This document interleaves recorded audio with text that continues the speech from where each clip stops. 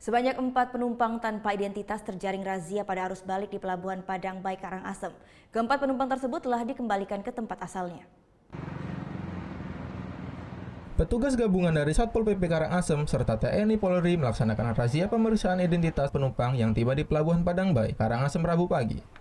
Pemeriksaan ini bertujuan untuk mencegah hal-hal yang tidak diinginkan, terutama tindak kejahatan selama arus balik Lebaran. Dalam razia tersebut, satu persatu penumpang diminta menunjukkan surat identitas seperti kartu tanda penduduk.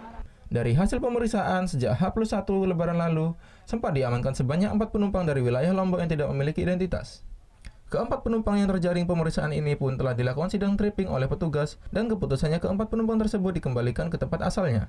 Pemeriksaan dari H+1 sampai sekarang dapat mengembalikan 4 orang dan keterangannya tanpa identitas dari Lombok Timur dan Lombok Tengah.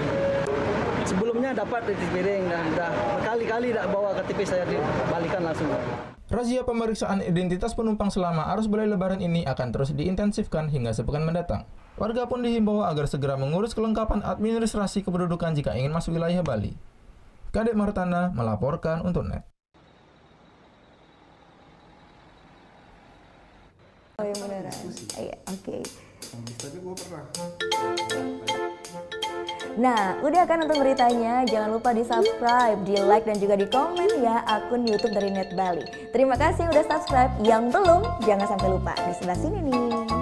Subscribe.